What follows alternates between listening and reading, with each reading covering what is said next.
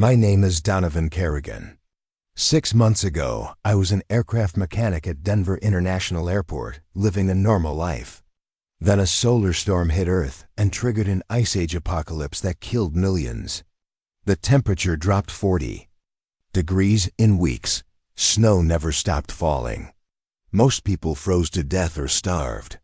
I survived by using my mechanical skills and aviation knowledge to build shelter and find food. But survival meant making impossible choices, facing betrayal from people I trusted, and learning that when civilization collapses, only the adaptable live. This is how I survived the first 6 months when the world froze over. Before we start the video, let us know what country you are tuning in from in the comment section below. Perhaps we will make a story there. Let's begin. My name is Donovan Kerrigan, but everyone at Denver International Airport called me Patch. That nickname came from my habit of patching things together, making broken aircraft parts work when replacements were impossible to find or too expensive to order. I had been working as an aircraft mechanic at DIA for 8 years, and before that, I grew up in the mountains of Montana where my father taught me that preparation and resourcefulness could mean the difference between life and death. During those brutal winter months, on the morning of March 15, 2024, I was doing what I always did, crouched over the engine of a 30-year-old Cessna 172, trying to coax life back into a stubborn fuel pump that had been giving the owner trouble for weeks. The hangar was cold that morning, colder than it should have been for mid-March in Denver, and I remember thinking that spring was taking its sweet time arriving this year. My toolbox was spread out beside me, organized in the methodical way I had learned from years of aviation maintenance, where a misplaced tool could mean the difference between a safe flight and a disaster. The radio in my workshop had been crackling all morning with strange reports that I only half listened to while I worked.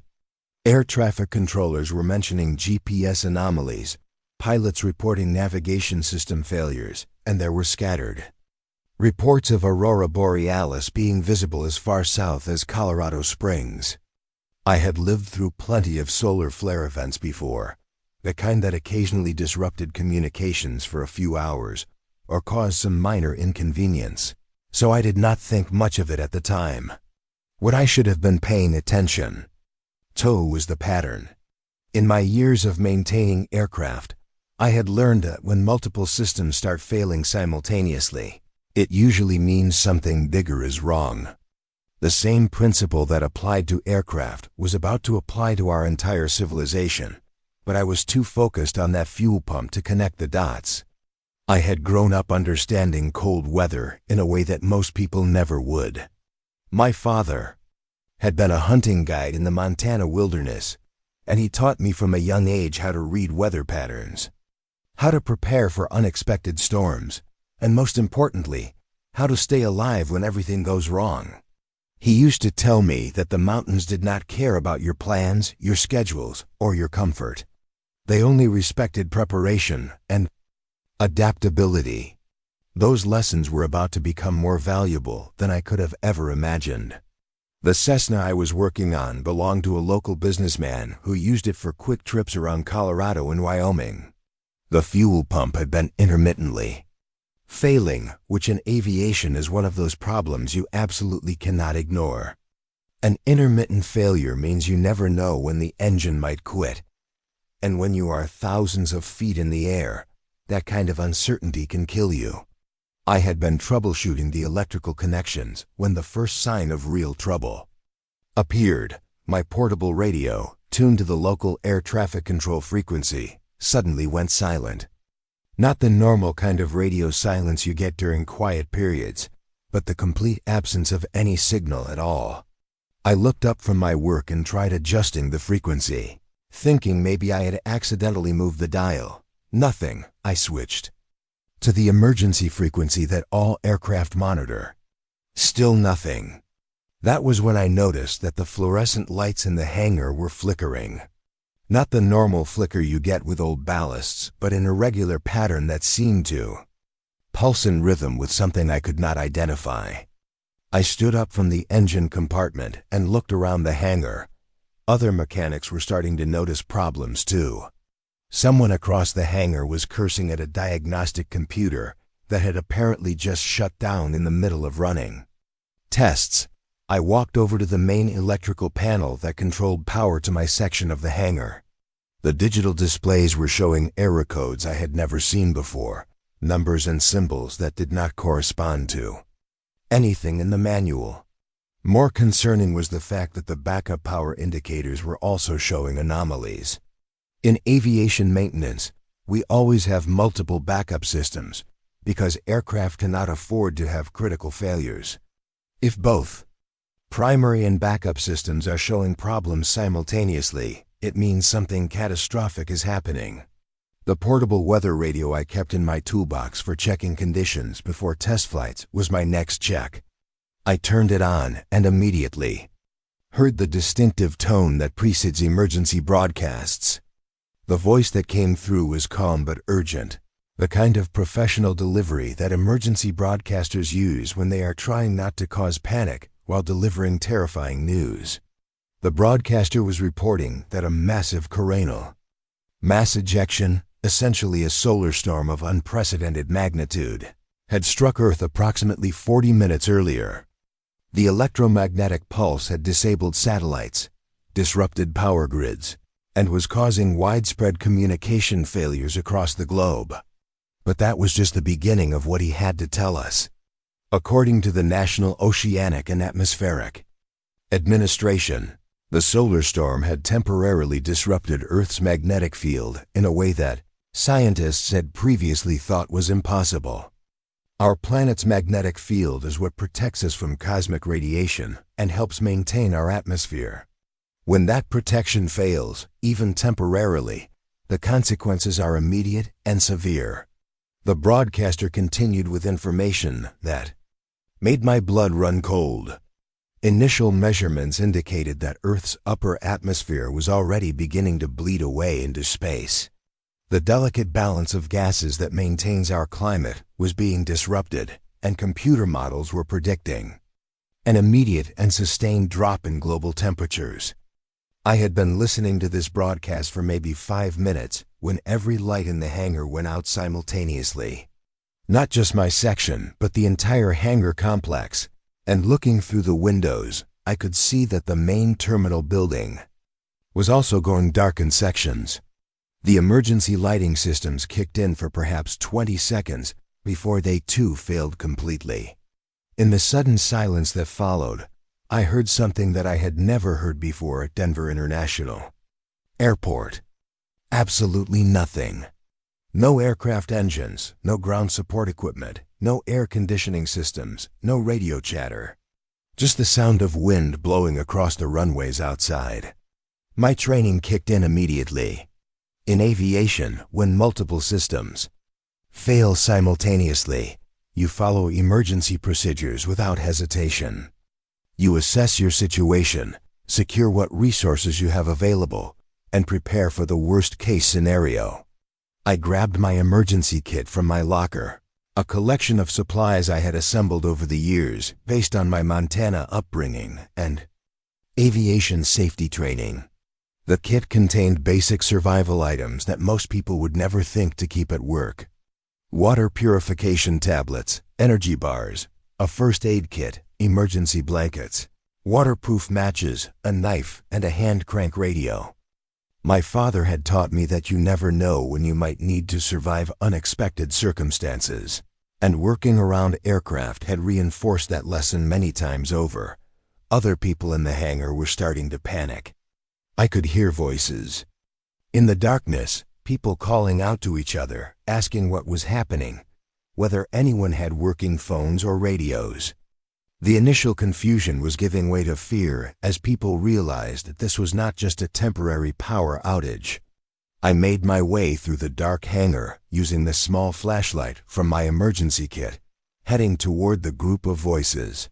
There were about 15 people gathered near the main entrance, a mix of mechanics, administrative staff, and a few pilots who had been planning flights that were now obviously canceled. One of the pilots, a woman named Rebecca Chun, who flew charter flights for a local company, was trying to get information on a battery-powered aviation radio.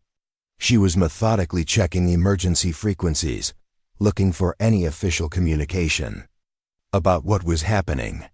Rebecca was someone I had worked with before, and I knew she was competent and level-headed under pressure. The group was looking to anyone who might have answers or a plan. I found myself stepping into a leadership role not because I wanted to, but because my emergency preparedness and technical knowledge made me one of the few people who had any idea what we should be doing. I explained what I had heard on the weather radio before the power failed. The solar storm, the magnetic field disruption, the predicted temperature drop. Most people had trouble understanding the implications, but Rebecca grasped the situation immediately. As a pilot, she understood weather systems and atmospheric conditions better than the average person. We needed to make some immediate decisions. The hangar we were in was large and difficult to heat, but it contained resources that could be valuable for survival. Aircraft fuel, tools, materials that could be used for shelter construction, and most importantly, it was a secure location away from the chaos that was probably developing in the main terminal and the city beyond. I suggested that we should stay in the hangar complex rather than trying to leave. My reasoning was based on survival principles I had learned in Montana. When you are caught in a dangerous situation, your first instinct is often to try to get home or get to someplace familiar. But movement in emergency conditions is dangerous, and you are usually better off staying where you are if that location can provide shelter and resources. Some people wanted to try to reach their families in the city. I understood that impulse, but I also knew that the roads were probably already becoming impassable. If the temperature was going to drop as dramatically as the Weather Service had predicted, travel would become increasingly dangerous with each passing hour. Rebecca supported my recommendation to stay put. She pointed out that the airport had fuel, food from the restaurants and shops, and materials we could use to create shelter. More importantly, if rescue operations were eventually organized, airports would be among the first places emergency services would check. We decided to make the hangar our base of operations. The first priority was heat. The building's heating system was electric and obviously not functioning, but aircraft hangars often have auxiliary heating equipment for working on engines in cold weather. I knew there were several portable propane heaters in the maintenance storage areas. While I was organizing the search for heating equipment, Rebecca was continuing to monitor radio frequencies. She managed to pick up scattered transmissions from other locations around Denver. What she heard confirmed our worst fears about conditions in the city. Emergency services were overwhelmed and largely non-functional.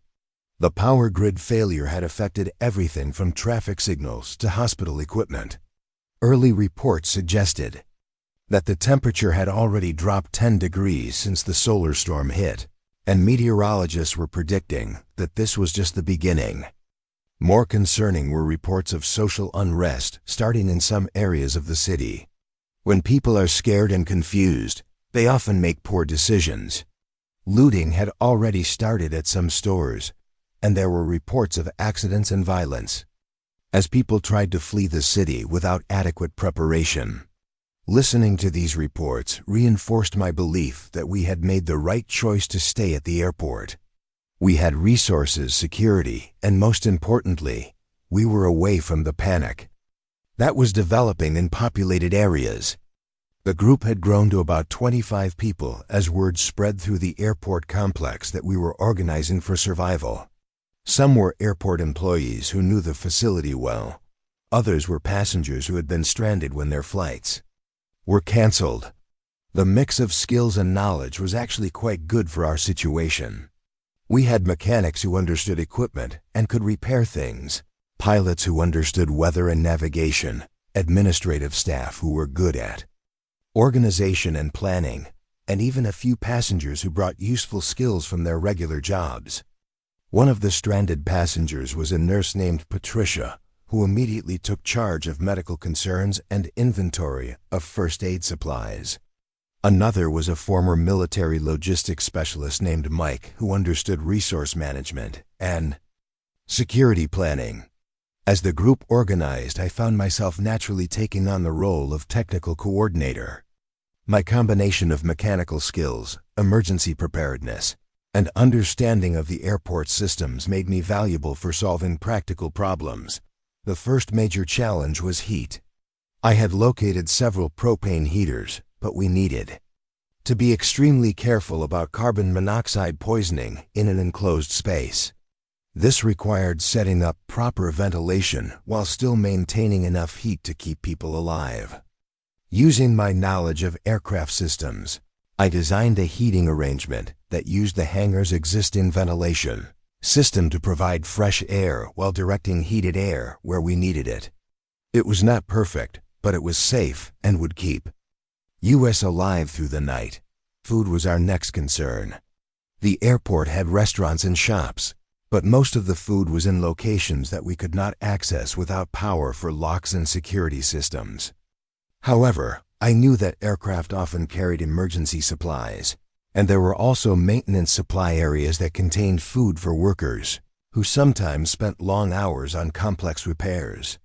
Rebecca and I led a team to systematically search aircraft on the ramp for any supplies that might be useful. We found emergency kits, survival rations, water, and even some basic medical supplies. It was not enough for long-term survival, but it would sustain our group for several days while we figured out our next steps. The temperature continued to drop throughout that first day. By evening, it was already below freezing, which was extremely unusual for mid-March in Denver. More alarming was the snow that had started falling around noon and showed no signs of stopping.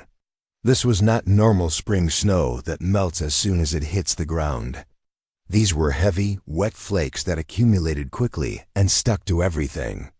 By nightfall, there was already 3 inches on the ground, and the weather radio reports we could still receive suggested that this was just the beginning. I had seen plenty of snowstorms in Montana, but there was something different about this. 1. The snow was falling steadily and heavily, without the usual breaks and variations you see in normal weather patterns. It was as if the atmosphere had shifted into a new mode of operation, one where snow was the default condition rather than an occasional event. The group dynamics were interesting to observe during that first day. People were scared, but they were also pulling together in ways that gave me hope for our survival. The immediate crisis had stripped away a lot of the social barriers that normally exist between strangers, and people were working together based on practical skills rather than social status or personal preferences. Rebecca emerged as a natural co-leader alongside me. Her pilot training had given her experience with emergency decision-making and resource management. She was also good at keeping people calm and focused on practical tasks rather than dwelling on the larger implications of our situation. As night fell on that first day, we had achieved some basic stability. We had heat, food for several days, and a secure location. More importantly, we had established routines and assigned responsibilities that would help us maintain organization as the crisis continued. But I knew that this was just the beginning. The weather reports we were receiving suggested that the temperature would continue dropping for weeks or possibly months. The snow was not going to stop, and the infrastructure failures we were seeing were not temporary problems that would be quickly fixed. During the night while I was taking my turn on watch duty, I spent time thinking about what we would need to do to survive long term. Food would become our biggest challenge once our current supplies ran out. Heating fuel would also be a constant concern, especially as the weather got worse. Most importantly, I was starting to understand that the world we had known before March 15th was not coming back anytime soon. The solar storm had not just caused temporary disruptions. It had fundamentally changed Earth's climate in ways that would affect human civilization for years or possibly decades to come. The people in our group were slowly coming to the same realization, though most were not ready to fully accept it yet. There was still a lot of talk about rescue operations, about the government restoring power, about things getting back to normal. Once the immediate crisis passed, I did not want to destroy people's hope, but my survival instincts were telling me that we needed to start planning for a much longer and more difficult situation than anyone wanted to admit. The resources we had gathered would not last more than a few weeks, and after that, we would need to find ways to sustain ourselves in a world where the normal rules no longer applied. As I sat in the cold hangar, listening to the wind and the steady sound of snow hitting the metal roof, I thought about my father's lessons about mountain survival. He had always emphasized that the most dangerous moment in any survival situation is when you start to believe that rescue is coming soon. That belief makes you take unnecessary risks and avoid making the hard decisions that long-term survival requires. Looking at the people sleeping around our makeshift heaters, I knew that we were about to face challenges that would test everything we thought we knew about ourselves and about human nature. The next few weeks would determine not just whether we survived, but what kind of people we became in the process of survival. The snow continued to fall outside, and I could already tell that by morning we would be dealing with accumulation that would make travel difficult or impossible. That was actually good news for our security, since it would also make it harder for desperate people from the city to reach the airport. But it also meant that we were truly on our own now, with no possibility of outside help until the weather improved. And based on everything I had heard about the solar storm and its effects on Earth's climate, the weather was not going to improve for a very long time. By the morning of March 22nd, exactly 1 week after the solar storm hit, the temperature had dropped another 15 degrees overnight. What had started as an unusually cold March day was now consistently reading below 0 Fahrenheit, and the snow that had been falling steadily for a week showed no signs of letting up. When I looked out the small windows of our hangar that morning, I could see that the snow had accumulated to nearly 4 feet on the level ground, completely burying the smaller aircraft on the ramp and turning the entire airport into an unrecognizable white landscape. The weather radio, when we could get reception, was broadcasting increasingly dire reports from around the region. Denver's power grid had failed completely, water treatment plants were offline, and emergency services were no longer responding to most calls. The few government broadcasts we could pick up were urging people to shelter in place and conserve resources, but they offered no timeline for when normal services might be restored.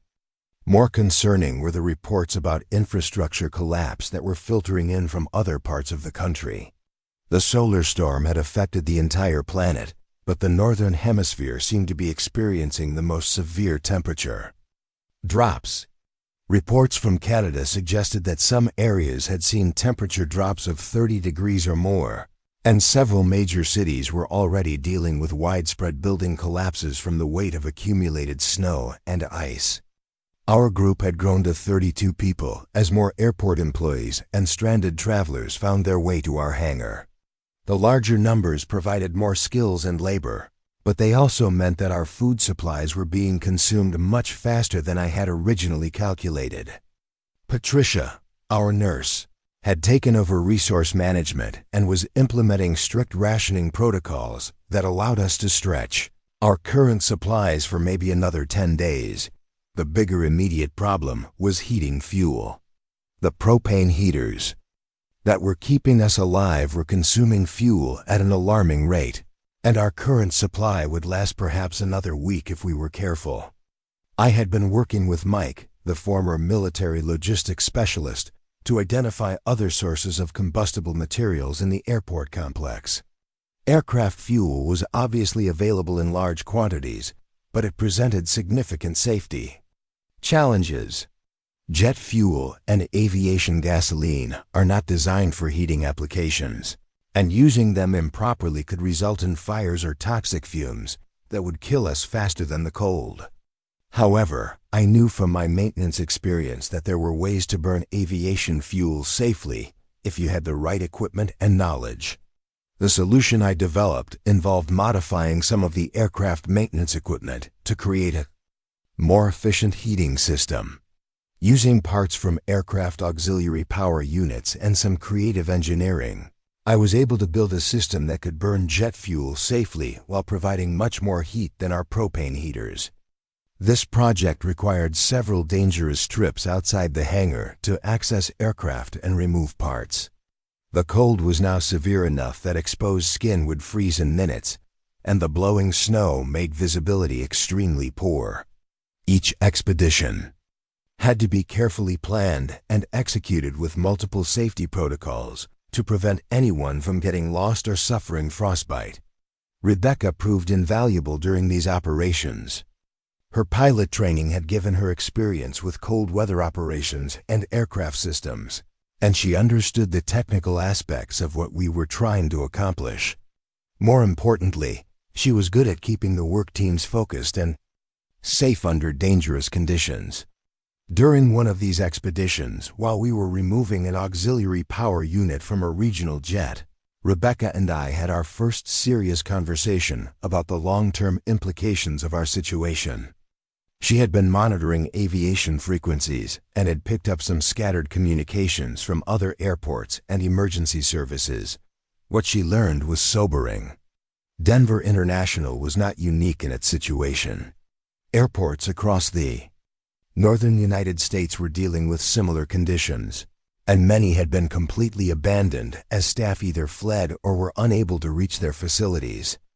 The few airports that were still operational were being used primarily for emergency evacuations to warmer climates, but even those operations were becoming increasingly difficult as aircraft systems failed in the extreme cold. Rebecca also picked up some communications from military sources that suggested the government was implementing emergency protocols for a long-term climate disruption. There was talk of relocating large populations from northern areas to the south, but the logistics of such an operation in the current conditions seemed almost impossible. These conversations with Rebecca were the first time I allowed myself to fully acknowledge what I had been thinking since the first day. This was not a temporary emergency that would be resolved in weeks or months. The solar storm had triggered changes to Earth's climate that would affect human civilization for years, possibly decades.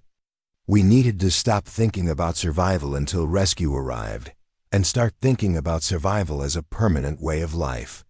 The group dynamics were becoming more complex as people began to understand the severity of our situation. Some members were still clinging to the hope that government assistance would arrive soon, while others were beginning to accept that we were essentially on our own. This division was creating tension and affecting our ability to make decisions about resource allocation and long-term planning.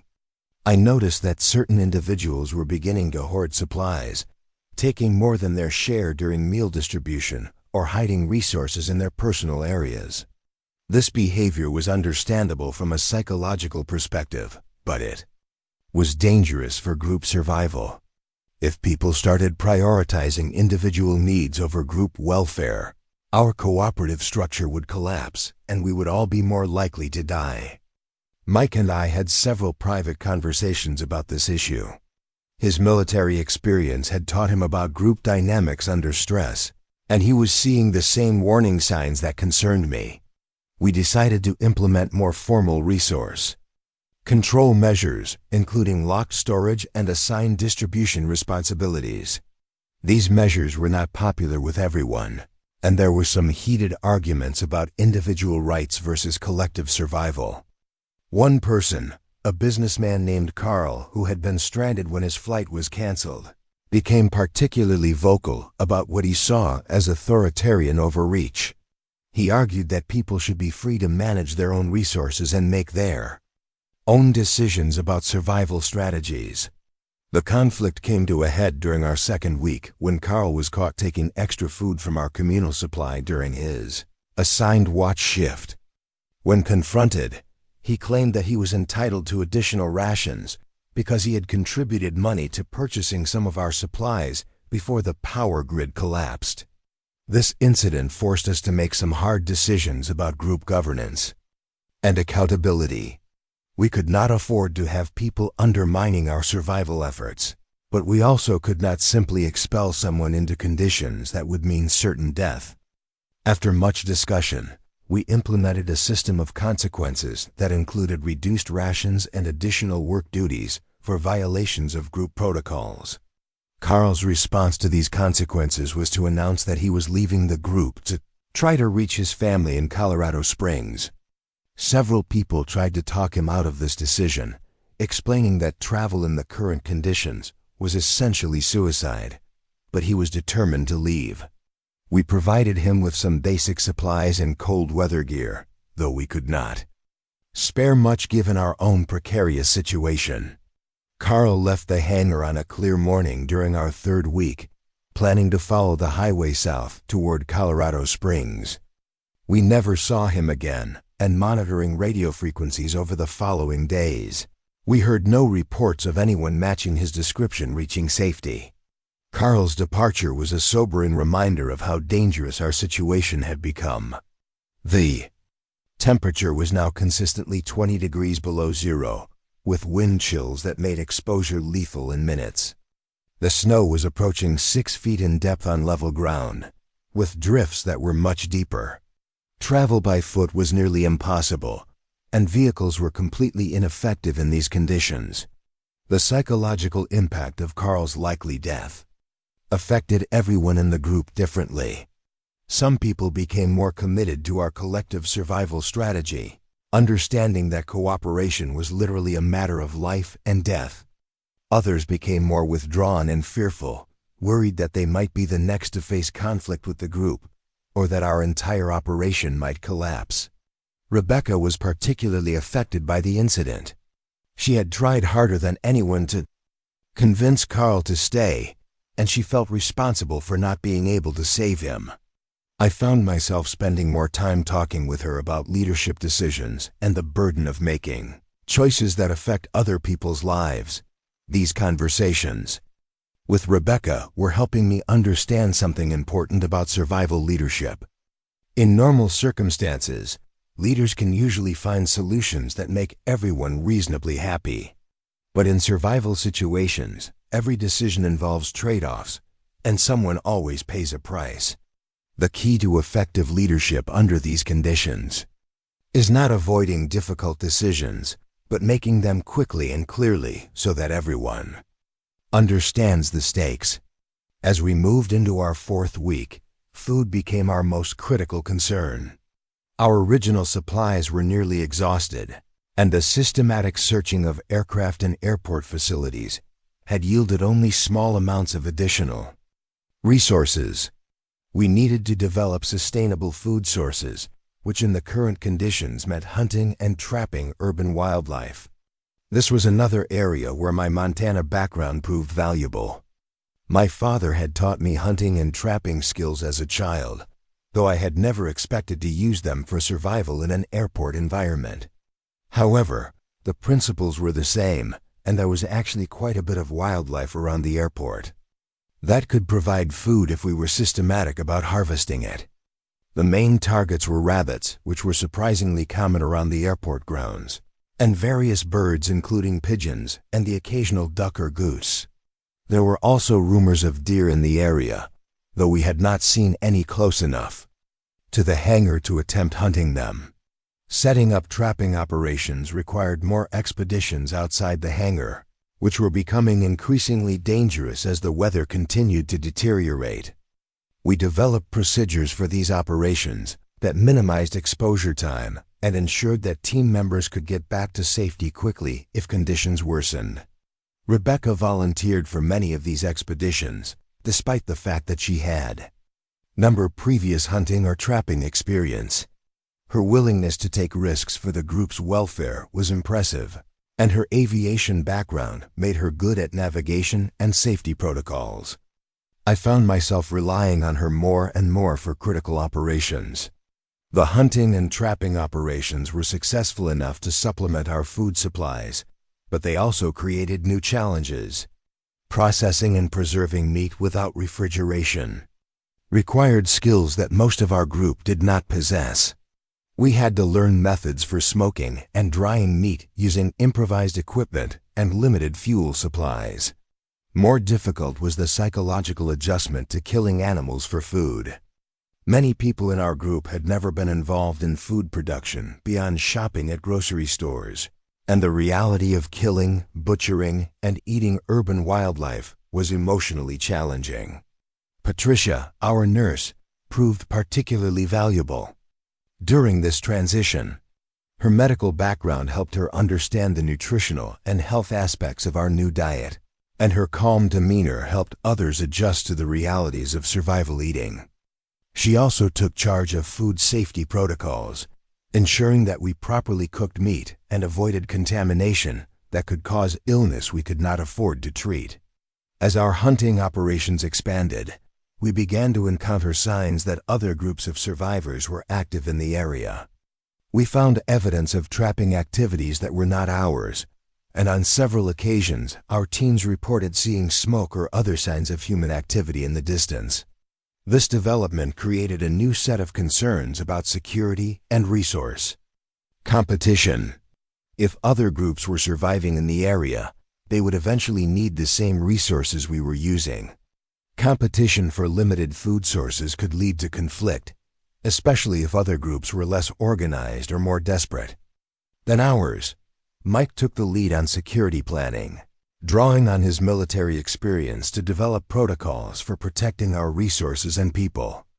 This included establishing watch schedules, creating early warning systems, and planning defensive measures for the hangar complex. These security preparations proved prescient when, during our 5th week, we had our first contact with another survivor group. A team of 4 people approached the hangar complex during a snowstorm, seeking shelter and assistance. They claimed to be from a larger group that was based in an office building in downtown Denver, and they were looking for medical supplies and food. The decision about whether to help these people created significant debate within our group. We had limited resources, and taking in additional people would strain our food supplies even further. On the other hand, these people were clearly in desperate condition, and turning them away would likely mean their deaths. After much discussion, we decided to provide them with some food and basic medical care, but we could not afford to take them in permanently. We also gathered intelligence about conditions in Denver and other survivor groups, information that would help us make better decisions about our own survival strategy. What we learned from these visitors was disturbing.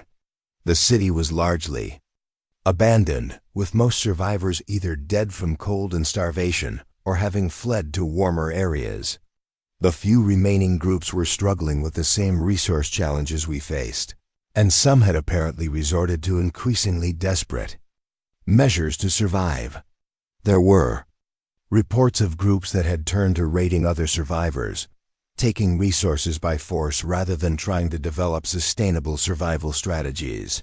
There were also rumors of groups that had crossed moral lines that I do not want to describe in detail, but that represented the complete breakdown of civilized behavior under extreme stress. These reports reinforced my belief that we had made the right choice to remain at the airport, rather than trying to join larger groups in the city. Our location provided security and resources, and our smaller size made it easier to maintain group cohesion and moral standards. However, the knowledge that dangerous groups were operating in the area made it clear that we needed to be prepared for conflict. We could not assume that all contact with other survivors would be friendly, and we needed to be ready to defend ourselves and our resources if necessary. As we approached the end of our 6th week, I was conducting a comprehensive assessment of our situation and prospects. On the positive side, we had achieved basic stability in terms of shelter, heating, and food supplies. Our group had developed effective cooperation and leadership structures, and we had avoided the social breakdown that seemed to be affecting other survivor communities. On the negative side, our resource situation remained precarious. We were living day to day on food that we hunted and trapped, with no significant reserves for emergencies. Our heating fuel situation was stable but not abundant, and any significant equipment failure could threaten our survival. Most concerning was the fact that the weather showed no signs of improving, and some radio reports suggested that global temperatures were continuing to drop. The psychological stress was also taking a toll on everyone. People were showing signs of depression, anxiety, and what would probably be diagnosed as post-traumatic stress in normal circumstances. The constant vigilance required for survival, combined with the loss of everything familiar about normal life, was wearing down even the strongest members of our group. Rebecca was showing particular signs of stress, though she was trying to hide it for the sake of group morale. She had taken on increasing responsibilities for our survival operations, and I could see that the burden of leadership was affecting her sleep and overall health. I was also dealing with my own psychological challenges, though I tried not to let them show. The responsibility for 31 other people's lives was something I had never prepared for, and the constant decision-making about life and death issues was exhausting in ways I had not anticipated. During quiet moments, usually during my watch shifts late at night, I found myself thinking about the world we had lost and wondering whether human civilization would ever recover from what had happened. The solar storm had not just changed the weather, it had fundamentally altered the conditions that made modern life possible. Even if the climate stabilized at some point, the infrastructure damage was so extensive that rebuilding would take decades. The social and economic systems that supported billions of people had collapsed, and it was unclear whether they could ever be restored on the same scale. These thoughts were troubling, but they also helped me understand that our survival effort was not just about staying alive until rescue arrived. We were potentially building the foundation for whatever came next, developing skills and social structures that might be necessary for human survival in a permanently changed world. As our 7th week began, the temperature dropped to 30 below zero, the coldest reading we had recorded since the crisis began. The snow was now over 8 feet deep in most areas, and the wind patterns had created drifts that completely blocked some of the airport buildings. More concerning was the fact that our radio reception had become increasingly poor, making it difficult to gather information about conditions in other areas. The few signals we could pick up suggested that similar conditions were affecting most of the northern United States and Canada, with some areas reporting even more severe temperature drops and snow accumulation. The isolation was becoming as dangerous as the cold. Without reliable communication, we had no way to coordinate with other survivor groups, call for help in emergencies, or even know whether civilization was surviving anywhere else in the world. This communication blackout also meant that we could not warn other potential survivors about the dangerous groups that were apparently operating in the Denver area. If unprepared people were still trying to reach the city, they might encounter these hostile groups without any warning about the threats they posed. Rebecca had been working on ways to improve our radio capabilities, using her knowledge of aircraft communication systems to boost signal strength and reception quality. This project required salvaging parts from multiple aircraft and combining them in ways they were never designed for. But her technical skills and determination were gradually producing results. The radio project also gave U.S. hope that we might eventually be able to establish contact with other organized survivor communities. If groups like ours existed in other areas, sharing information and resources could significantly improve everyone's chances of long-term survival. But as we worked on these long-term projects, we also had to deal with the immediate reality that winter was getting worse rather than better, and our resources were stretched thinner with each passing day. The next few weeks would test everything. We had learned about survival, cooperation, and leadership under the most extreme conditions any of us had ever faced. The storm that hit us during our 8th week was unlike anything I had experienced, even growing up in Montana. It started on a Tuesday morning with wind speeds that made it impossible to venture outside the hangar for any reason. The snow was not just falling, it was being driven horizontally by winds that I estimated at over 60 miles per hour, creating a whiteout condition that reduced visibility to zero beyond the hangar doors. What made this storm particularly dangerous was its duration. Normal blizzards, even severe ones, usually last for 12 to 24 hours before conditions improve enough to allow some movement and assessment of damage. But this storm continued for 14 straight days without any significant break in the wind or snowfall. By the 3rd day of the storm, we realized that we were completely trapped.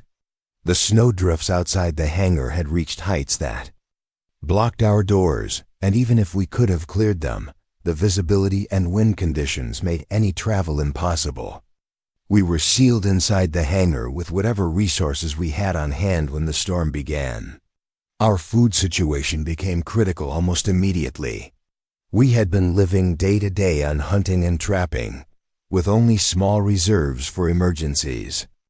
Being unable to leave the hangar for 2 weeks meant that we were entirely dependent on our stored supplies, which had been calculated for maybe 4 days of emergency rationing.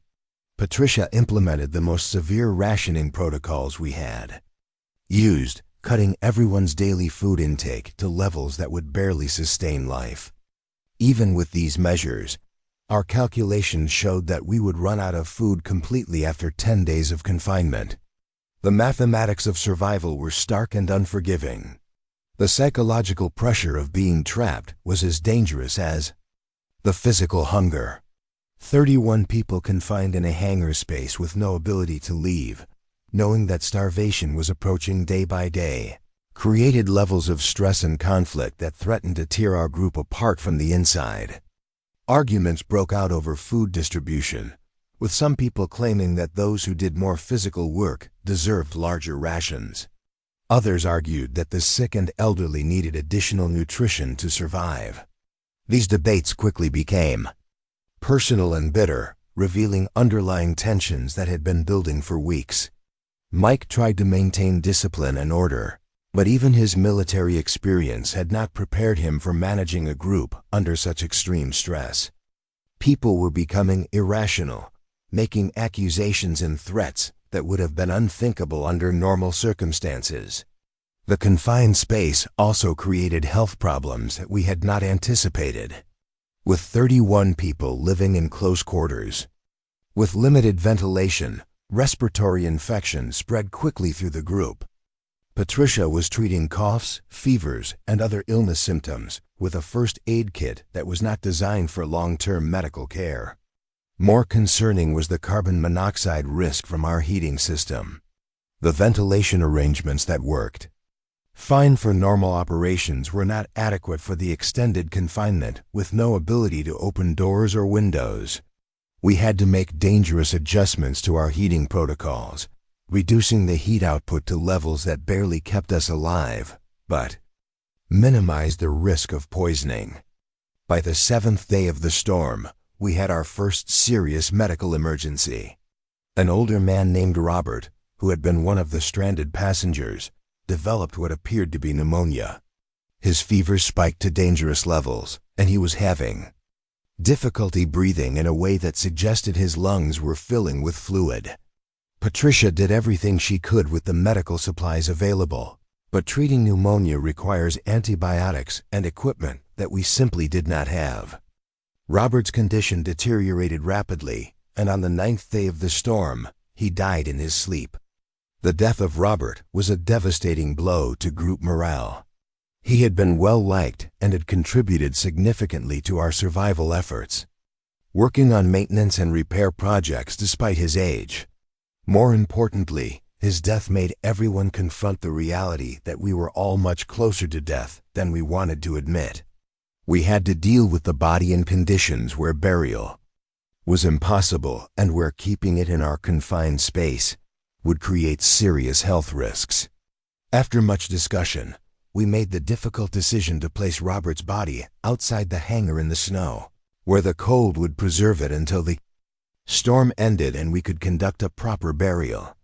The process of moving the body required briefly opening one of the hangar doors, which let in a blast of wind and snow that reminded everyone how severe the conditions outside remained.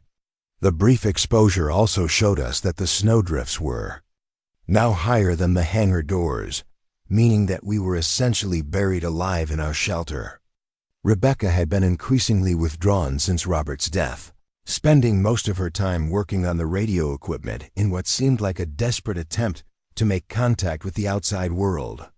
She was sleeping very little and eating even less than her already reduced rations, which was affecting her health and judgment. I was concerned about Rebecca's psychological state, but I was also dealing with my own stress and the constant demands of keeping our group functional under impossible conditions. The leadership responsibilities were wearing me down in ways I had not anticipated, and I was starting to make mistakes in judgment that could have serious consequences. On the 10th day of the storm, we had another crisis when our main heating system developed a malfunction that reduced its output by about half. The temperature inside the hangar, which had been barely tolerable, dropped to levels that made sleep difficult and threatened frostbite for people near the outer walls. Repairing the heating system required accessing parts that were buried under snowdrifts outside the hangar. This meant that someone would have to go outside in storm conditions that were potentially lethal, dig through snowdrifts in near zero visibility, and work on mechanical systems with bare hands and temperatures that would cause frostbite in minutes. I volunteered for this repair mission, partly because I had the technical knowledge required, but mostly because I could not ask anyone else to take a risk that I was not willing to take myself.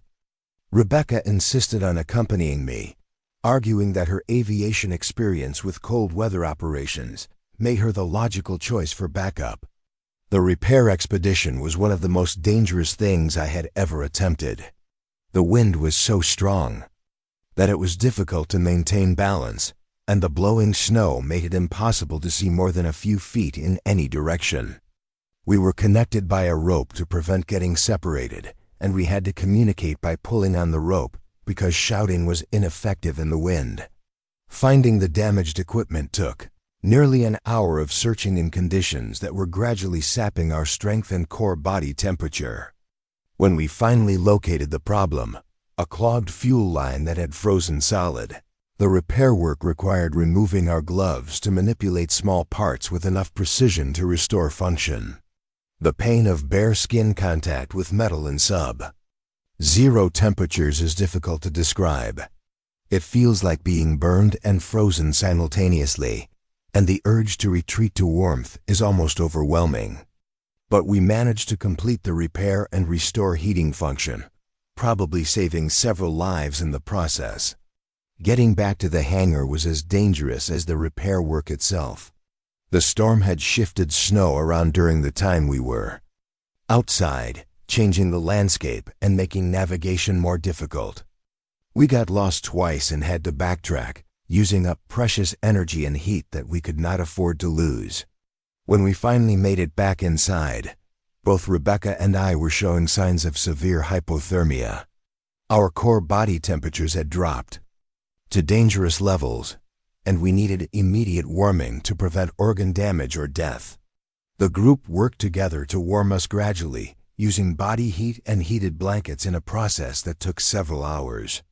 The successful heating repair raised our spirits temporarily, but it also highlighted how precarious our situation remained. We were one equipment failure away from freezing to death, and we had used up most of our spare parts and repair materials. Any future mechanical problems would be much more difficult to solve. On the 12th day of the storm, Patricia made an announcement that everyone had been dreading. Our food supplies would be completely exhausted within 48 hours. Even with the most severe rationing, we would have nothing left to eat after Thursday evening. This news created the most serious crisis our group had faced. Some people wanted to attempt to leave the hangar and search for food, despite the storm conditions that made such an expedition almost certainly fatal. Others argued that we should break into emergency rationing of materials that were not really food, such as leather from aircraft seats or paper products that might provide some minimal nutrition. The debate became heated and personal, with accusations that certain people had been hiding food or taking more than their share. Trust between group members was breaking down at exactly the moment when cooperation was most critical for survival. Mike tried to maintain order, but even he was showing signs of the stress and hunger that was affecting everyone. His usual calm authority was replaced by a shorter temper and less patience for the arguments and complaints that seemed to dominate every group discussion. I found myself in the position of having to make decisions that would determine who lived and who died. There were no good options available, only choices between different forms of suffering and risk. The weight of these decisions was affecting my sleep and my ability to think clearly about other aspects of our survival. On the 13th day, the storm finally began to show signs of weakening. The wind speeds dropped from the sustained hurricane force levels we had endured for nearly 2 weeks to merely severe conditions that might allow limited movement outside the hangar. Rebecca volunteered to attempt a reconnaissance mission to assess conditions and look for any accessible food sources. This was an extremely dangerous undertaking, but our food situation was so desperate that any risk seemed justified if there was even a small chance of finding resources. I insisted on accompanying Rebecca on this mission, despite my own weakened condition from the heating repair expedition. We could not afford to lose our only pilot to an accident and 2 people. Working together would have better chances of success than one person working alone. The world outside the hangar was completely transformed from what we remembered before the storm. Snowdrifts had reached heights of 15 to 20 feet in some areas, completely burying smaller buildings and vehicles. The airport runways were invisible under the snow cover, and navigation required careful attention to landmarks that were still visible above the drifts. Our primary objective was to reach aircraft that might contain emergency food supplies, but most of the planes were completely buried or accessible only through dangerous excavation work. We managed to reach 2 smaller aircraft that had emergency kits intact, yielding perhaps 3 days' worth of food for our entire group. More importantly, we discovered that one of the airport restaurants had a section that was still accessible through a second-floor window that was now at ground level. Due to snow accumulation, the restaurant's food storage areas contained canned goods and other supplies that could sustain our group for possibly 2 weeks if rationed carefully. Retrieving these supplies required multiple trips in conditions that remained dangerous. But the psychological impact of finding food was almost as valuable as the nutrition itself. People who had been on the verge of despair suddenly had hope again, and the group cooperation improved dramatically once the immediate threat of starvation was removed. During these supply recovery operations, we also made contact with another survivor group that had been sheltering in a nearby hotel. They had managed to maintain radio communication with several other groups in the Denver area, and they shared information about the overall survival situation that was both encouraging and disturbing. The encouraging news was that organized survivor communities existed in multiple locations around the city, with total numbers that suggested several hundred people had successfully weathered the crisis so far. These groups were sharing information about resources, weather conditions, and safety threats through radio networks that had been established during the storm. The disturbing news was that some survivor groups had become increasingly aggressive about resource acquisition. There were reports of armed raids on other communities, with stronger groups taking supplies from weaker ones through violence and intimidation. The breakdown of normal law enforcement had created a situation where might was becoming right in terms of resource distribution. Even more concerning were reports that some groups had resorted to practices that violated fundamental human moral standards.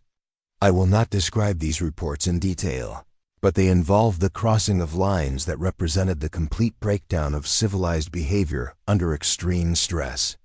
These reports made it clear that our isolation at the airport, while challenging in terms of resources, had also protected us from the social chaos that was developing in other areas. Our smaller group size and remote location had allowed us to maintain cooperation and moral standards that were apparently becoming rare in other survivor communities.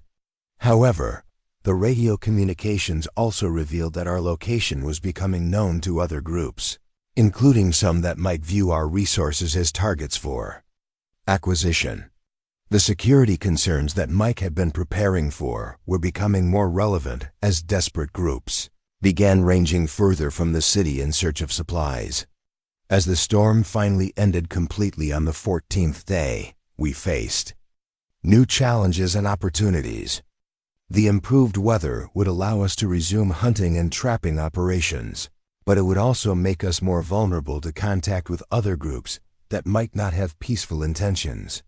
Rebecca's radio work had finally achieved reliable communication with several other survivor communities, opening possibilities for cooperation and resource sharing. But it had also made our existence and location known to groups whose intentions we could not predict or control. The supplies we had recovered during the storm would sustain us for several weeks, giving us time to plan and prepare for whatever came next. But we all understood that the end of the storm marked the beginning of a new phase in our survival, one that would involve human threats as well as environmental ones. Standing outside the hangar for the first time in 2 weeks, looking at a landscape that was completely transformed by snow and ice, I realized that we had survived the worst that nature could throw at us. But the radio reports made it clear that the worst threats to our survival might come from other human beings who had responded to the crisis very differently than we had. The choices we had made about cooperation, resource sharing, and maintaining moral standards under extreme stress had kept us alive and functional as a group. But those same choices might make us appear weak or vulnerable to groups that had chosen different survival strategies. As we prepared to resume normal operations after the storm, I knew that we were entering a phase where human nature would be tested in ways that none of us had anticipated. The Ice Age had not just changed the climate, it had changed the rules of human society, and we were about to learn what that meant for our continued survival. The quiet that followed the storm was almost eerie after 2 weeks of constant wind and blowing snow. But it was also filled with tension and uncertainty about what challenges we would face next, both from the environment and from other survivors who might not share our commitment to maintaining humanity in an inhuman world. The radio contact that changed everything came on a Tuesday morning during our 15th week. Rebecca had been working with the communications equipment since dawn, trying to improve our signal reception and establish more reliable contact with other survivor groups in the area. What she picked up instead was an official government broadcast that had been transmitting on emergency frequencies for several days. The voice was calm and professional, the kind of measured delivery that government officials use when they need to communicate devastating information without causing panic. The broadcaster identified himself as speaking for the Federal Emergency Management Agency from a facility in Colorado Springs, and what he had to tell us destroyed any remaining hope that our situation was temporary. According to the broadcast, the solar storm that had triggered our crisis had caused permanent changes to Earth's magnetic field and atmospheric composition. The temperature drops we had experienced were not temporary disruptions that would eventually return to normal, but the beginning of a new climate regime that would persist for decades or possibly centuries. The broadcaster explained that computer models developed by surviving climate scientists indicated that global temperatures would continue to drop for at least another year, before stabilizing at levels approximately 40 degrees colder than the previous normal. This meant that areas like Denver, which had experienced moderate climates, would now have permanent Arctic conditions similar to northern Alaska or Siberia. More devastating was the information about global food production. The temperature drops and extended winter conditions had destroyed crops worldwide, and agricultural systems that supported billions of people were no longer viable in their current locations. The broadcaster estimated that global food production capacity had dropped by over 80%, creating famine conditions that would affect most of the world's population. The government response, according to the broadcast, would focus on relocating surviving populations from northern areas to regions closer to the equator, where temperatures remained suitable for human habitation and food production. However, the logistics of such relocations were staggering, and the broadcast made it clear that government resources were extremely limited. Most concerning was the statement that emergency services and government assistance would be discontinued in areas north of a line running roughly through central Kansas and Missouri. Areas further north, including Colorado, would be considered uninhabitable, and people remaining in these regions would be on their own for survival. The broadcast concluded with instructions for survivors who wanted to attempt relocation to southern areas. Evacuation staging areas were being established in cities like Oklahoma City, Dallas, and Little Rock. But transportation to these locations would be the responsibility of individual survivors. The government could not provide assistance with travel, and people attempting the journey would need to bring enough supplies to sustain themselves for potentially weeks of travel through dangerous conditions. Rebecca and I listened to this broadcast together, and I could see the emotional impact it was having on her. Like most of our group, she had been holding on to the hope that government assistance would eventually arrive to help us return to normal life. Learning that the government had essentially written off our entire region was devastating. The decision about whether to share this information with the rest of our group was difficult. On one hand, people deserved to know the truth about our situation and the lack of any possibility for outside rescue. On the other hand, this news would destroy the hope that was keeping many people motivated to continue survival efforts. After much discussion, Rebecca and I decided that we had to tell the group about the broadcast, but we would do it in a way that emphasized our success at survival so far and our ability to continue building a sustainable community. We called a group meeting that evening and shared the information as directly and honestly as possible. The reaction was everything we had feared it would be. Some people became angry, demanding that we immediately begin planning for evacuation to the south. Others became despondent, feeling that continuing survival efforts was pointless if civilization, as we knew it, was never coming back. A few people seemed almost relieved to finally have definitive information about our situation, even if that information was terrible. The debate that followed lasted for hours and became heated at times.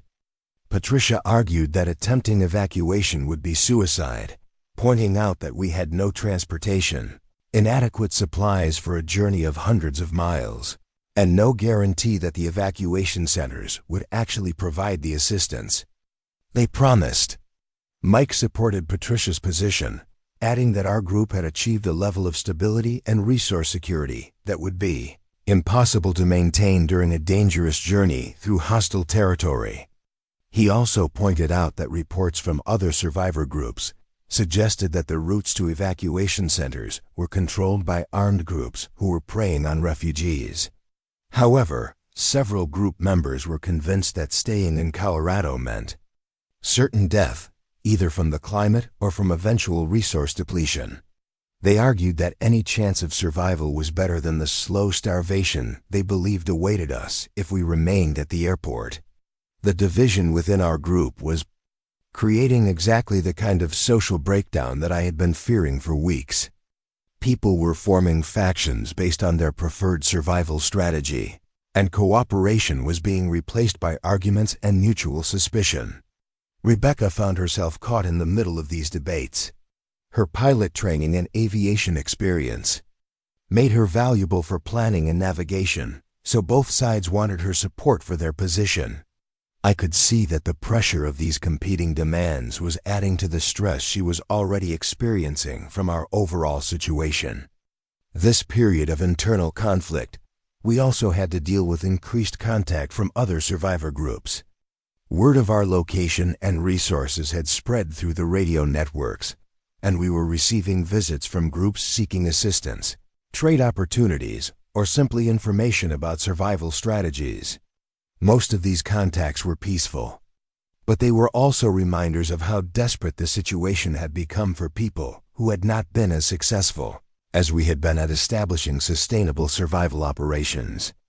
Some visitors were clearly malnourished, others were showing signs of serious medical problems that we could not treat with our limited resources. These encounters forced us to make difficult decisions about how much assistance we could provide, without threatening our own survival. We had achieved stability for 30 people, but we could not extend that stability to everyone who asked for help without destroying our resource balance and endangering our own group. The moral stress of turning away people who were clearly dying was enormous. Every member of our group struggled with the knowledge that our survival was partly dependent on not sharing our resources with others who needed them just as desperately as we did. These encounters also brought disturbing reports about conditions in Denver and the surrounding areas. Several of the groups that visited us described encounters with armed gangs that were systematically raiding survivor communities and taking resources by force. There were reports of violence, intimidation, and behavior that represented the complete breakdown of normal social constraints. Even more concerning were reports about groups that had resorted to practices I will not describe in detail, but that involved the abandonment of fundamental human moral principles. The crisis had not just changed the climate, it had changed human society in ways that made some of our fellow survivors as dangerous as the environmental threats we faced. Mike took these security reports seriously and began implementing enhanced defensive measures for our hangar complex. We established better watch schedules, improved our early warning systems, and made plans for defending our resources if we were attacked by hostile groups. These preparations proved necessary when, during our 17th week, we had our first encounter with a group that had clearly adopted violence as their primary survival strategy. 6 armed men approached our hangar during an evening snowstorm, claiming to be refugees seeking shelter and assistance. However, their behavior and equipment suggested that they were actually conducting reconnaissance for a larger group that might be planning to take our resources by force. They asked detailed questions about our numbers, our weapons, and our food supplies that went far beyond what refugees would need to know. Mike and I managed the encounter carefully, providing minimal assistance while gathering as much information as possible about their intentions and capabilities. We learned that they were part of a larger group of approximately 20 people who had been moving from location to location, taking what they needed from other survivors rather than developing their own sustainable survival systems. After the reconnaissance group left, we had to make immediate decisions about security and defensive preparations. It seemed likely that they would return with more people and weapons to attempt to take our resources, and we needed to be ready for that possibility. The prospect of armed conflict with other survivors created new divisions within our group. Some people wanted to abandon the hangar and seek safety elsewhere, while others were willing to fight to defend what we had built. A few group members suggested that we should try to negotiate with the hostile group, offering to share some resources in exchange for being left alone. Rebecca surprised me by taking a strong position in favor of defending our location. She argued that we had worked too hard and sacrificed too much to give up our security to people who had chosen violence over cooperation as their survival strategy. Her willingness to face the possibility of violent conflict showed a side of Rebecca that I had not seen before. The crisis had changed all of us, but she had developed a toughness and determination that impressed everyone in our group. The defensive preparations required everyone to take on new roles and responsibilities. People who had never handled weapons before had to learn basic combat skills, and we had to organize our resources and people in ways that would allow us to protect what we had built. These preparations also forced us to confront the possibility that some of us might be killed or injured in the coming conflict. We had survived the Ice Age and the infrastructure collapse, but we might not survive the human predators that the crisis had created. The attack came 5 days after the initial reconnaissance visit. 23 armed people approached our hangar complex just before dawn, apparently planning to catch us unprepared and overwhelm our defenses through surprise and superior numbers. However, our watch system detected their approach early enough to alert the group and implement our defensive plans. The conflict that followed was brief but intense, lasting perhaps 20 minutes, before the attacking group realized that we were better prepared and more determined than they had expected. I will not describe the details of the fighting, but our group successfully defended our resources and our people. The attacking group withdrew after suffering casualties, and we had reason to believe that they would not return for another attempt. However, the cost of this victory was higher than I had anticipated. 3 members of our group were seriously injured during the fighting, including Patricia, who took a bullet wound to her shoulder while providing medical assistance during the conflict. More devastating was the psychological impact of the violence on our group. People who had never been involved in any kind of physical conflict were traumatized by the experience of fighting for their lives against other human beings. Rebecca was particularly affected by the conflict. She had been directly involved in the fighting and had been forced to use violence against other people to protect our group. The necessity of these actions did not make them easier to live with psychologically. In the days following the attack, I could see that Rebecca was struggling with depression and what would probably be diagnosed as post-traumatic stress in normal circumstances. She was sleeping poorly, eating little, and avoiding the social interactions that had previously been important for group morale. I tried to provide support and counseling for Rebecca and others who were affected by the violence, but I was also dealing with my own psychological response to the conflict. Leading people in a survival situation was challenging enough without adding the responsibility for decisions that resulted in people being killed or injured. The injuries from the conflict also strained our medical resources and Patricia's ability to provide care. She was treating her own gunshot wound while also caring for the other injured group members, working with pain medication and medical supplies that were not adequate for the level of care that was needed. One of the injured, a man named David, who had been shot in the abdomen, developed complications that Patricia could not treat with our available resources. His condition deteriorated over several days, and despite everything we could do for him, he died from internal bleeding and infection. David's death was particularly devastating because it was the result of human violence rather than environmental challenges. We had proven that we could survive the Ice Age and the infrastructure collapse, but other human beings had killed one of our people in an attempt to steal what we had worked so hard to create. The funeral for David was held during a blizzard that seemed appropriate for the somber mood of our group. We had lost people to the crisis before, but this death felt different because it was preventable and unnecessary. David had died because some people had chosen violence and theft over cooperation and mutual assistance.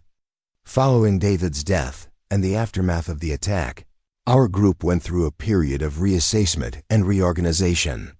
Some people were more committed than ever to defending what we had built, while others were questioning whether continued survival was worth the costs we were paying.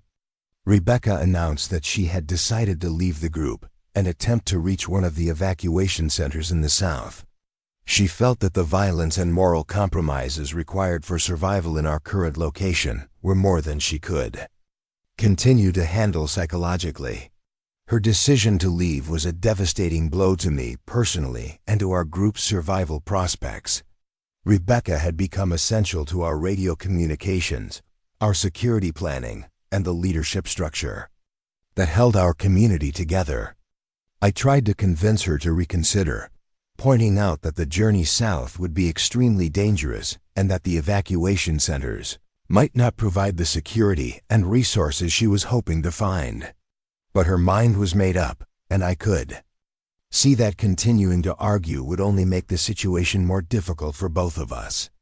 Rebecca spent several days preparing for her departure, gathering supplies and equipment for the journey. Other group members tried to talk her out of leaving, but she was determined to take the risk rather than continue living with the constant threat of violence and the moral compromises that survival required. The night before Rebecca was scheduled to leave, she and I had a long conversation about survival, leadership, and the choices that extreme circumstances force people to make.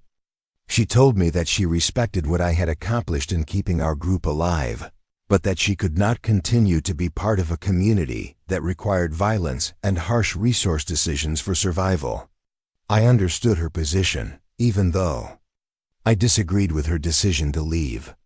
The crisis had forced all of us to become different people than we had been before, and not everyone could adapt to those changes in the same way.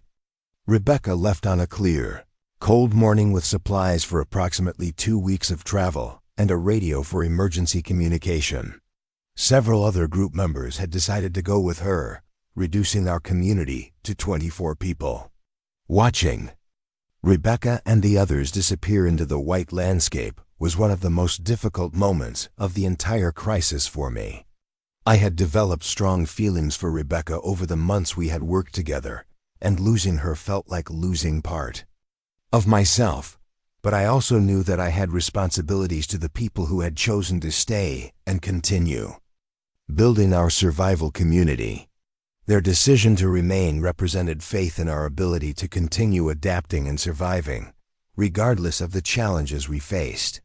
As I watched the departure group disappear over a snowdrift in the distance, I realized that we were entering a new phase of our survival where the choices would become even more difficult and the consequences even more severe. The radio broadcast had made it clear that government assistance was not coming, and Rebecca's departure had shown that not everyone could handle the psychological costs of long-term survival under these conditions. The 24 people who remained were committed to continuing our community, but we would have to do it without some of our most valuable members and with the knowledge that we were truly on our own in a world where the rules of civilization no longer applied. The weeks after Rebecca's departure were the loneliest of my entire life. 24 people remained in our group, but losing her felt like losing the person who had understood our survival mission better than anyone else. She had been my partner in the most difficult decisions, my backup during dangerous operations, and the person I had relied on to maintain morale when everything seemed hopeless.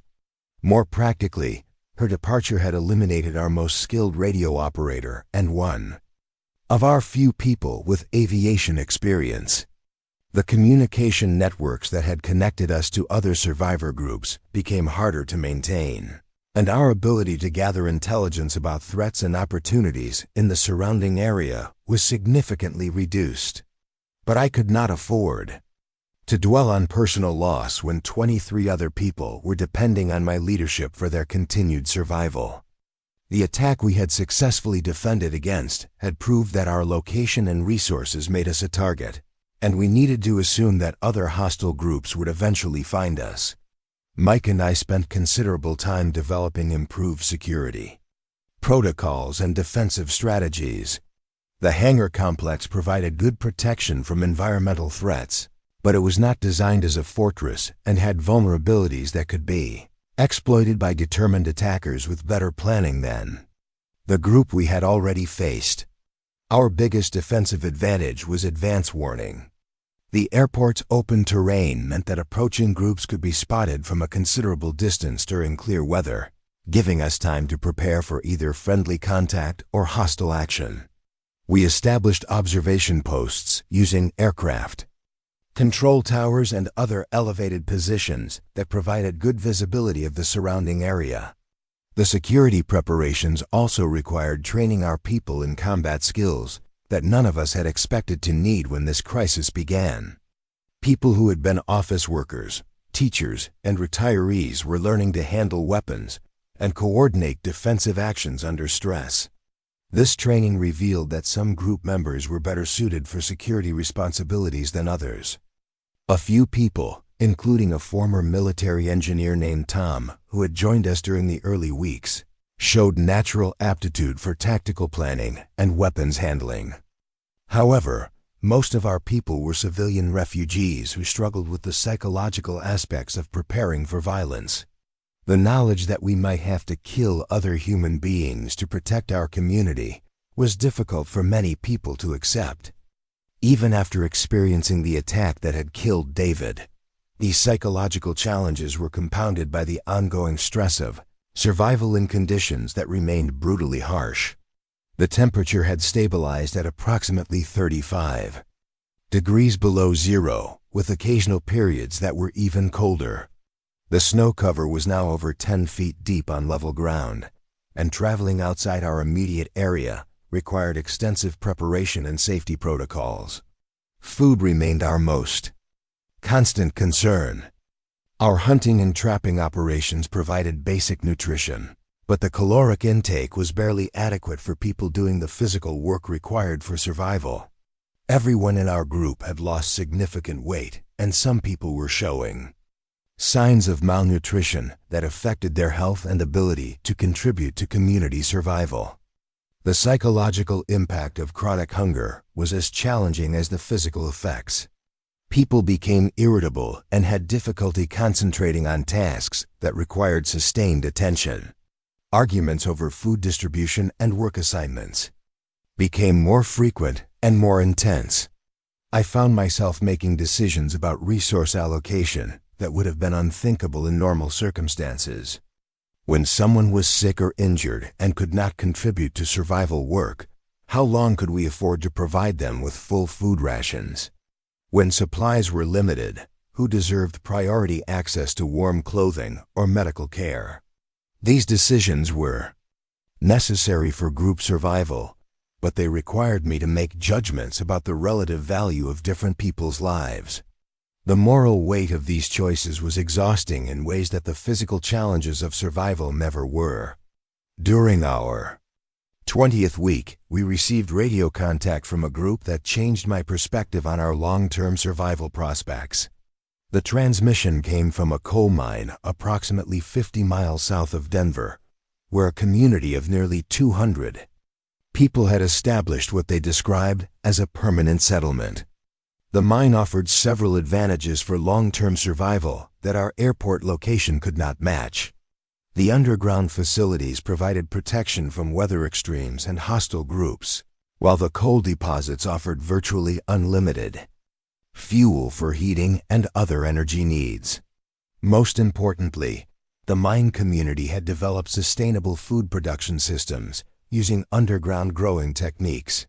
The mine group was actively recruiting people with useful skills, particularly those with technical or medical expertise. They offered transportation assistance for people who could contribute to their community's development, and they had detailed information about safe travel routes that avoided areas controlled by hostile groups. Learning about the mine community forced me to reconsider our survival strategy for the first time since the crisis began. Our airport location had served us well during the early months when the primary challenges were environmental, but the increasing threats from other human groups were making our isolated position more of a liability than an advantage. The mine community also offered something that our small group could never achieve on its own: the population size and resource base necessary for long-term rebuilding of civilization. 200 people working together could develop technologies, education systems, and social structures that 24 people could never create independently. However, joining the mine community would mean abandoning everything we had built at the airport and undertaking a 50-mile journey through territory that included hostile groups and environmental hazards that could kill unprepared travelers. I shared the information about the mine community with our group and opened discussions about whether we should attempt to relocate. The debate that followed was intense and revealed fundamental differences in how people viewed our survival prospects and priorities. Some group members were enthusiastic about the possibility of joining a larger community with better resources and security. They pointed out that our current situation, while stable, offered no real prospects for long-term growth or improvement. We were surviving day to day, but we were not building anything that could sustain future generations. Others were reluctant to abandon the security we had achieved at the airport. Patricia, despite her injury, argued that we knew our current location and had developed systems that worked for our group size. Joining an unknown community with different leadership and social structures could result in losing the autonomy and decision-making authority we had fought to maintain. Mike raised practical concerns about the journey itself. 50 miles of travel through hostile territory in winter conditions would require extensive planning, adequate supplies, and contingency. Preparations for weather emergencies or encounters with dangerous groups. The decision was complicated by the fact that some people wanted to attempt the journey while others preferred to remain at the airport. Splitting our group would weaken both the people who left and those who stayed, potentially making survival more difficult for everyone. After several days of discussion, we reached a compromise decision that reflected the complexity of our situation. Those who wanted to attempt the journey to the mine would begin preparations immediately, while those who preferred to stay would continue developing our airport community. However, we would maintain radio contact and support each other as much as possible, regardless of the physical separation. 12 people, including myself, decided to attempt the journey to the mine. My decision was based partly on the leadership opportunities that a larger community would provide, but mostly on my assessment that our small group's long-term survival prospects were limited by our size and isolation. The remaining 12 people, led by Patricia and Mike, chose to continue building our airport community. They felt that the security and resource systems we had developed provided a better foundation for survival than the uncertainties of joining an unknown group. Preparing for the journey required several weeks of planning and resource gathering. We needed transportation equipment that could handle deep snow and extreme cold, sufficient food and fuel for potentially 2 weeks of travel, and contingency supplies for emergency situations. The transportation solution involved modifying aircraft ground support equipment to create vehicles that could traverse snow-covered terrain. Using parts from multiple pieces of equipment and considerable improvisation, we built 2-tracked vehicles that could carry people and supplies across snow that would be impassable for normal vehicles. Food and fuel calculations were critical for journey planning. We needed enough supplies to reach the mine, even if the journey took longer than expected due to weather delays or route changes to avoid hostile groups. However, taking too many resources would weaken the people remaining at the airport and could make our vehicles too heavy for safe travel. The route planning required careful analysis of radio intelligence about areas controlled by hostile groups and regions where other travelers had encountered problems. The mine community provided some information about safe travel corridors, but conditions could change rapidly based on weather and the movements of dangerous groups. As our departure date approached, I found myself struggling with the decision to leave the community we had built at the airport. These people had become family during the months we had worked together to survive impossible conditions. Leaving them felt like abandoning people who had trusted me with their lives. The night before our departure, we held a community gathering that served as both a farewell celebration and a solemn acknowledgement that we might never see each other again. People shared memories of our survival experiences and expressed hopes for future contact and mutual support. Patricia, despite our disagreements about survival strategy, wished me success and made me promise to establish radio contact as soon as we reached the mine. She had become the medical backbone of our community, and her expertise had saved several lives during our most difficult periods. Mike presented me with a detailed map showing the locations and defensive capabilities of hostile groups in the Denver area, intelligence he had gathered through radio contacts and visitor reports. This information would be crucial for avoiding dangerous encounters during our journey. The departure itself was emotionally difficult in ways I had not anticipated. Leaving the hangar that had sheltered us for months felt like leaving home. Even though that hangar was just a building in an abandoned airport, the people remaining behind had become closer than family, bound together by shared survival experiences that outsiders could never fully understand. Our convoy of 2 modified vehicles began the journey on a clear morning with temperatures around 40 below zero. The vehicles performed better than I had expected, traversing snowdrifts and rough terrain without significant mechanical problems. However, navigation proved more challenging than our planning had anticipated. Landmarks were buried under snow, road signs were invisible, and the white landscape made distance judgment extremely difficult. We relied heavily on compass bearings and dead reckoning techniques that I had learned during pilot training. The first day of travel covered approximately 15 miles before we stopped for the night at an abandoned gas station that provided some shelter from the wind. Setting up camp required establishing heating and security protocols that would keep us alive through the night, while allowing quick departure if we encountered threats. During the night, we had our first encounter with other travelers when a family of 5 approached our camp seeking assistance. They were attempting to reach relatives in Kansas and were clearly unprepared for the journey they had undertaken. They had inadequate cold weather gear, insufficient food supplies, and no realistic plan for crossing hostile territory. The decision about whether to help this family created the same moral dilemma we had faced at the airport. We had limited resources for our own journey, and taking additional people would strain our supplies and slow our progress. However, leaving them in their current condition would likely mean their deaths from exposure or starvation. After considerable discussion, we decided to share some of our food and cold weather gear with the family, but we could not take them with us to the mine. We provided directions to the safest route toward Kansas and wished them luck, knowing that their chances of survival were poor despite our assistance. The encounter with the family reminded me of the countless difficult decisions that survival required. We could not save everyone we encountered, and attempting to do so would ultimately result in everyone dying.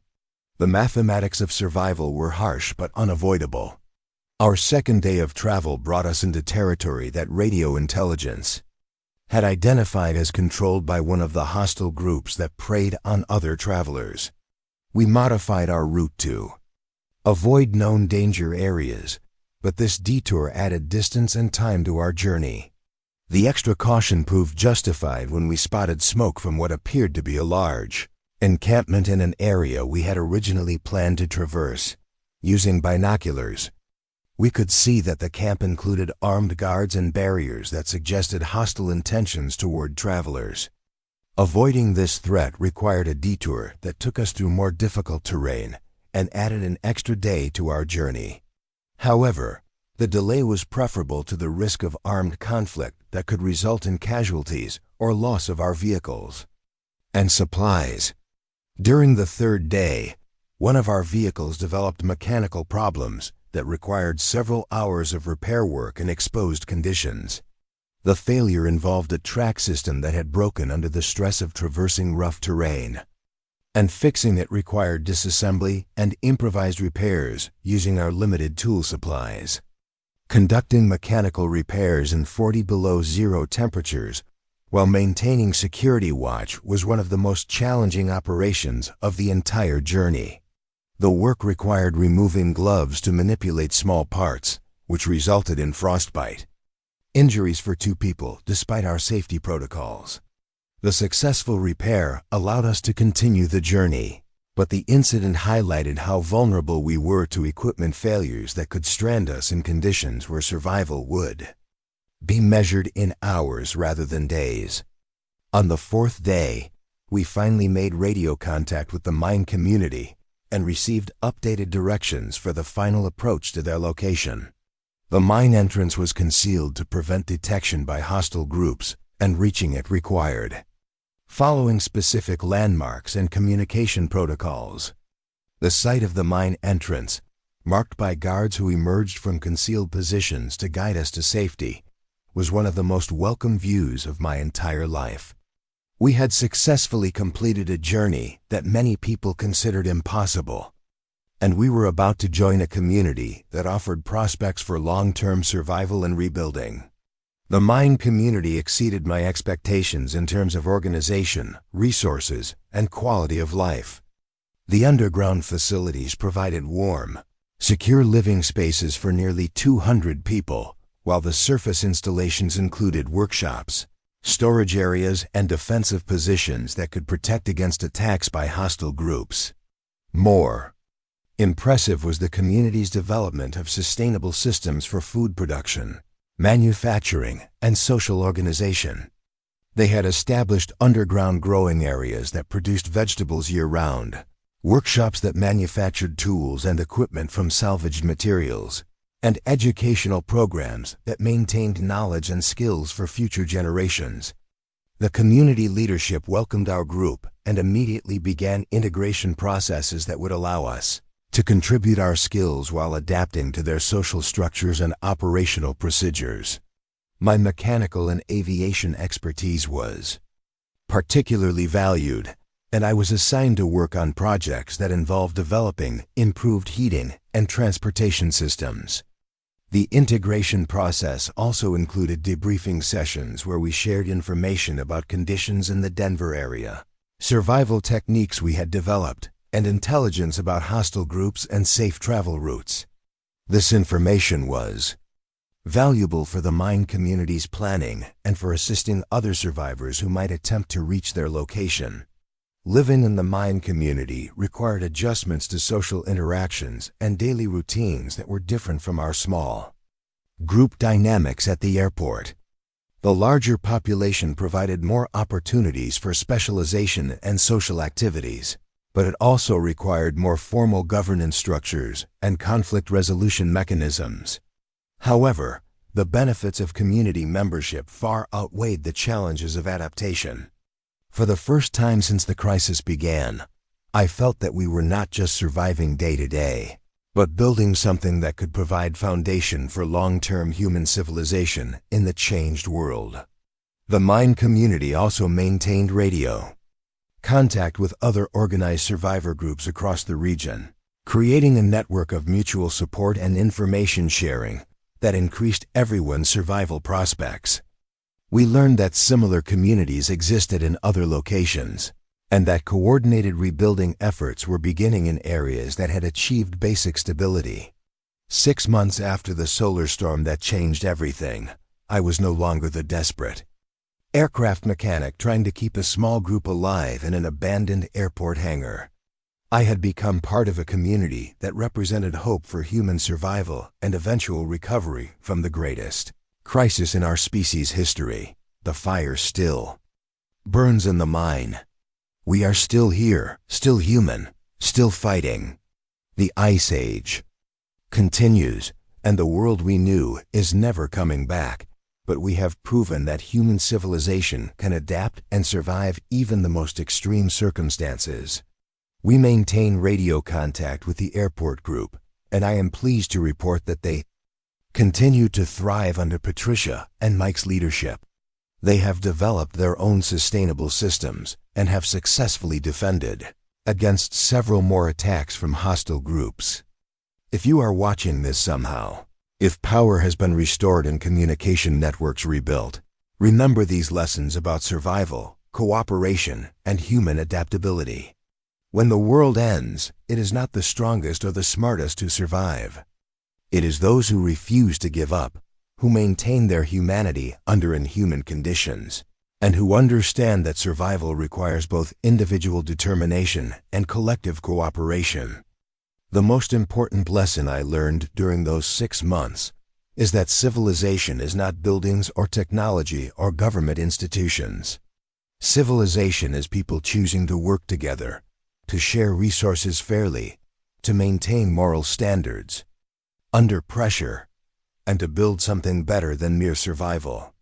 And if you ever find yourself in our situation, remember that adaptation is more valuable than preparation. Cooperation is stronger than competition, and hope is more powerful than despair. The fire is still burning, and as long as there are people willing to keep it lit, human civilization will continue.